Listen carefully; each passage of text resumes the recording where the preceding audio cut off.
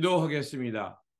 좋으신 아버지 하나님, 오늘도 저희들에게 아침에 이 시간을 허락하여 주시고 또 말씀을 향해 나아갈 수 있게 하시니 감사를 드립니다.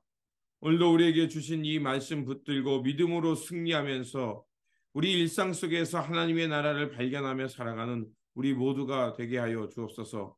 무엇보다도 7월 한 달도 주님의 은혜 안에 지켜주시고 이렇게 8월 세 달을 맞이하게 하시니 감사를 드립니다.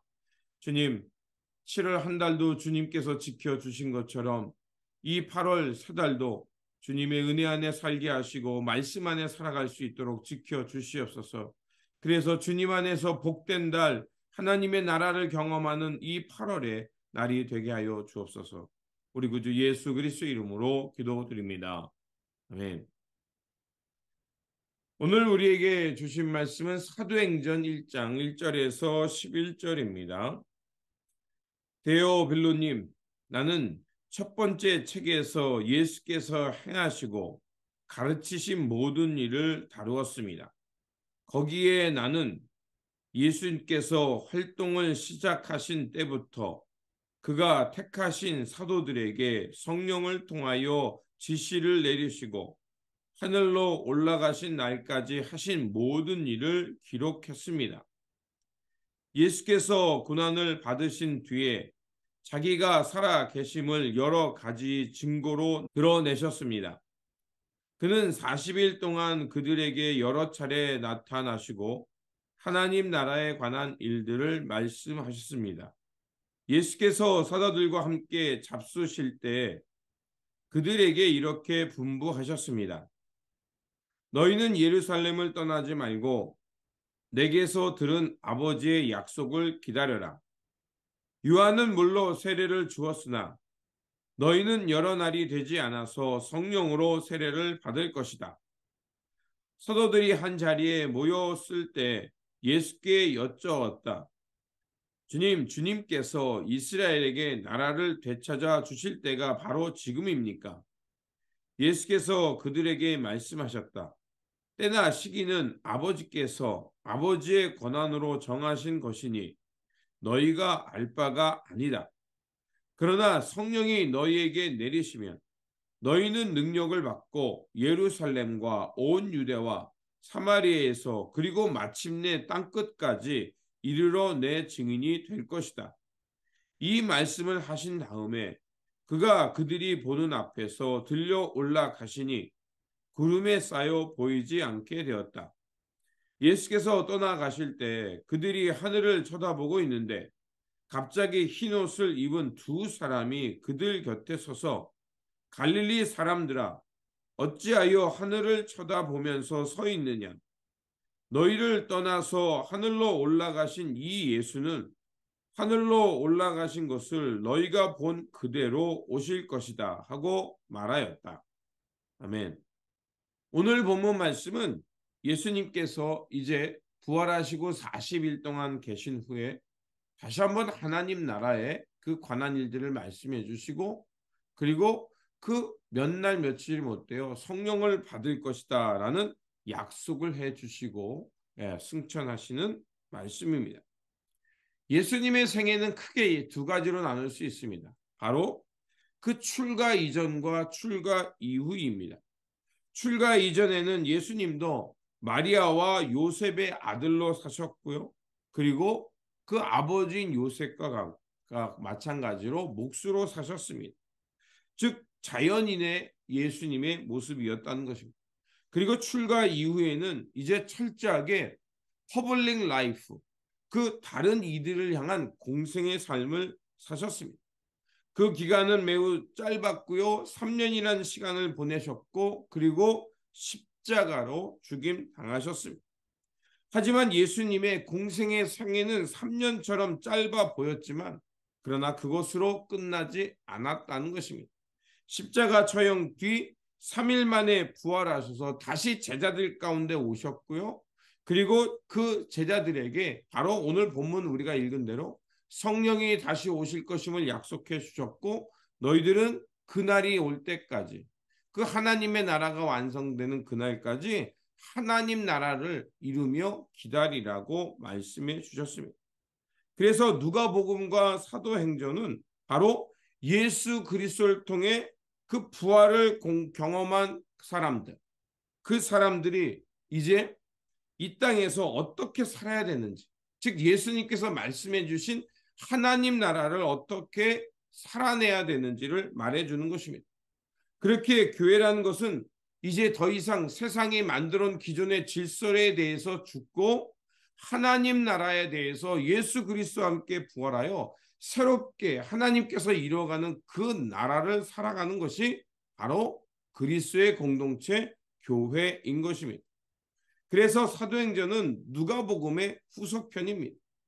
그래서 이 사도행전의 그 이야기는 바로 부활을 예수 그리스도의 부활을 경험한 사람들, 예수님에 의해서 예수님의 가르침과 복음에 의해서 예수님의 제자가 된 사람들이 주님 오시는 그날까지 어떻게 살아야 되는지를 우리에게 말해주고 있습니다.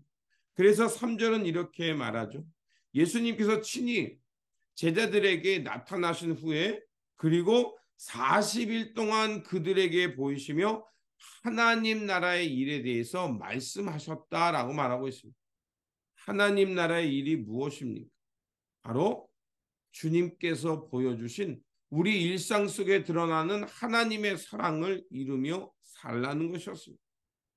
이스라엘 백성들에게 40이라는 숫자는 매우 큰 의미였습니다. 이스라엘 백성들은 40년 동안 광야 생활을 했고요. 예수님도 성령의 충만한 가운데 40일 동안 광야에서 기도하시며 시험 받으셨지만 그 모든 시험을 이겨내셨습니다. 그리고 사도행전은 예수님께서 부활하신 후 40일 동안 제자들에게 함께 하셨다라고 말합니다. 그러면서 그 40일 동안 계시면서 주님께서 다시 한번 이 땅에 남겨진 이들을 향해 당부한 말씀이 나옵니다. 그게 바로 4절에서 8절입니다. 그것을 요약하면 이렇게 요약할 수 있습니다. 먼저 예루살렘을 떠나지 말고 주님께서 주시는 그 약속, 아버지로부터 오는 그 성령을 기다리라는 것이었습니다. 두 번째로 세례자 요한은 그 백성들에게 물세례를 주었으나 이제 그 아버지께서 주려 주시는 그 성령 받을 거예요. 그 성령 세례를 받을 때 우리는 철저하게 하나님의 뜻을 향해 살아갈 수 있게 될 것이라는 겁니다. 그리고 마지막으로 너희는 하나님의 때와 기한이 언제인지 그 날을 기다릴 게 아니라 바로 그때가 언제인지 알 수 없지만 그때가 언제 오든지 너희는 성령 받아서 예루살렘과 온 유대와 사마리아와 땅끝 온 열방을 향해 복음의 증인되어 살라는 것이었습니다. 바로 예수님의 당부는 그거였습니다. 주님의 때가 언제 올지 하나님의 나라가 완전히 완성되는 그때가 언제인지 막연하게 기다릴 것이 아니라 바로 주님께서 가르쳐 주신 하나님 나라의 복음 그리고 그 복음에 증인되어서 주님이 언제 오든지 깨어 준비하면서 하나님 나라 완성을 향해서 나아가는 그 말씀 공동체 예수 그리스도의 복음 공동체로 살라는 것이었습니다. 그래서 그거에 대해서 다시 한번 확인해 주죠. 그들이 예수님께서 승천하신 후에 하늘만 쳐다보고 있을 때 10절은 이렇게 말합니다. 올라가실 때 제자들이 하늘을 쳐다보고 있는데 흰 옷을 입은 두 사람이 그들 곁에 서 있었다. 그리고 11절에 이렇게 말하죠. 갈릴 사람들아 어찌하여 서서 하늘만 쳐다보고 있느냐. 너희들이 보는 가운데 하늘로 올라가신 이 예수는 다시 본 그대로 오실 것이다 라고 말합니다. 바로 우리가 살아가야 될 삶의 자리는 하늘만 쳐다보고 살았는 세상이 아니라 그 하늘께서 임하신 그 예수 그리스도, 이 땅 가운데 오신 예수 그리스도, 그리고 이제 하나님 품 안에서 다시 한번 이 땅에 다시 오셔서 이 땅을 하나님의 나라로 완성하실 그 예수 그리스도를 기다리며 사는 것이 바로 주님의 제자들의 삶이라는 것입니다. 그렇게 우리는 승천과 재림 사이에 살고 있다는 것입니다. 그러면 이 승천과 재림 사이에 살아가는 그 삶은 어떠합니까? 예수 그리스도의 십자가와 부활을 통해서 분명하게 드러난 하나님 나라의 기준이 있습니다. 그것은 뭐냐? 그 세상적 삶은 끝났다는 것입니다. 이 세상은 결국 하는 일이 뭐냐? 그 하나님의 일을 가로막는 일이요. 그 메시아를 걷어내는 세상이라는 겁니다. 그러면 이제 부활을 경험한 사람들은 어떻게 살아야겠습니까? 예수 그리스도의 부활을 통해 드러난 하나님 나라, 새로운 차원, 그 말씀을 통해 드러난 하나님 나라의 새로운 차원을 시작하며 살라는 것입니다.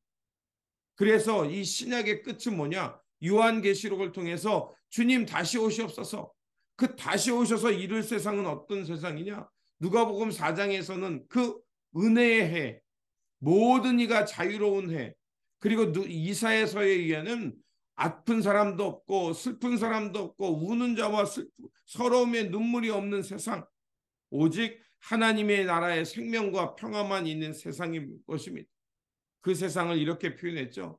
가난한 자는 부해지고 우는 자는 그 눈물 없을 것이고 갇힌 자는 자유함을 얻으며 더 이상 눈물과 서러움이 없는 하나님의 평화만 있는 세상을 말하는 것입니다. 바로 그것입니다. 우리는 이제 예수 그리스도의 부활과 주님의 가르침을 통해서 이런 주님께서 이루실 하나님의 나라에 대해서 이미 맛본 사람들입니다. 그리고 다시 오실 주님께서 그 나라를 이제 완성해 주실 것이라는 것을 우리는 알고 있습니다. 그렇다면 우리는 그 하나님 나라를 어떻게 살아야 할까요? 예수 그리스도를 통해 시작됐고 예수 그리스도를 통해 완성될 그 나라를 기다리는 우리는 그때까지 어떻게 살아야 할까요?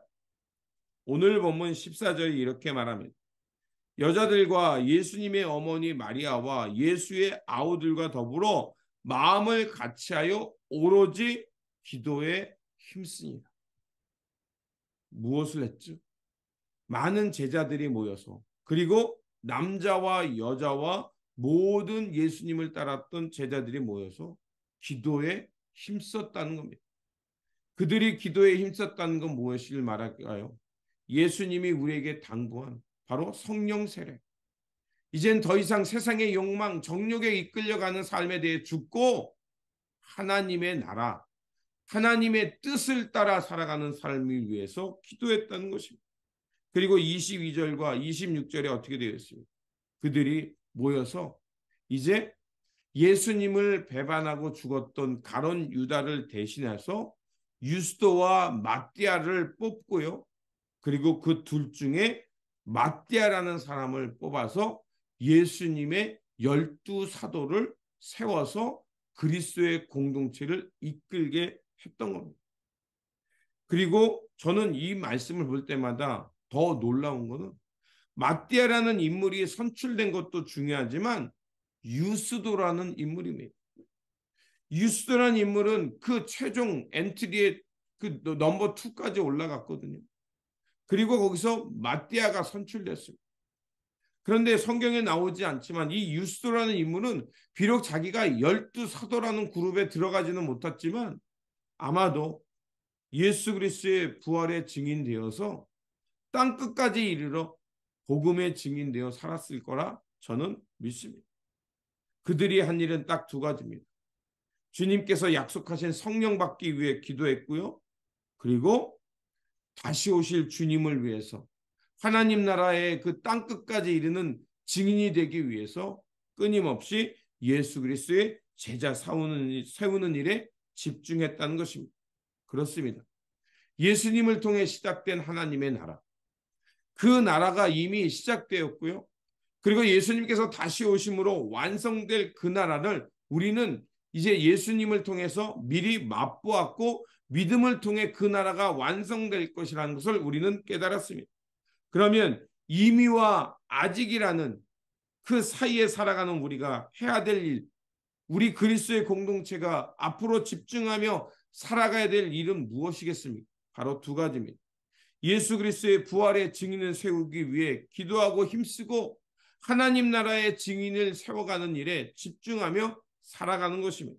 그러므로 오늘도 우리에게 주신 일상 속에서 주님께서 이루어가실 하나님의 나라를 발견하시고 그리고 성령 받기 위해 깨어 기도하면서 우리의 주어진 삶 속에서 우리의 헌신과 수고를 통해서 예수 그리스도의 증인 세우고 그 증인되어 살아가는 일에 집중하며 살아가는 저와 여러분들이 되시기를 주님의 이름으로 축원드립니다. 기도하겠습니다. 살아계셔서 역사하시는 하나님, 우리에게 물과 성령을 통하여 예수 그리스도의 부활과 또 하나님 나라의 새 생명을 얻게 하시니 감사를 드립니다. 이제 주님의 십자가와 부활을 통해서 새 생명 얻었사오니 주님 다시 오시는 그날까지 하나님 나라의 신실한 일꾼으로 깨어 살게 하여 주옵소서.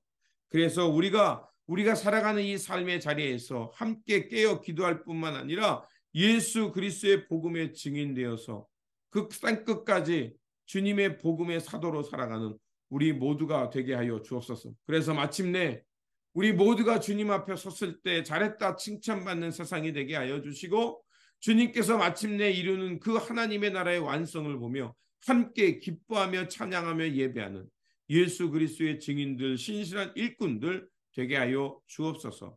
우리 구주 예수 그리스도 이름으로 기도드립니다. 아멘.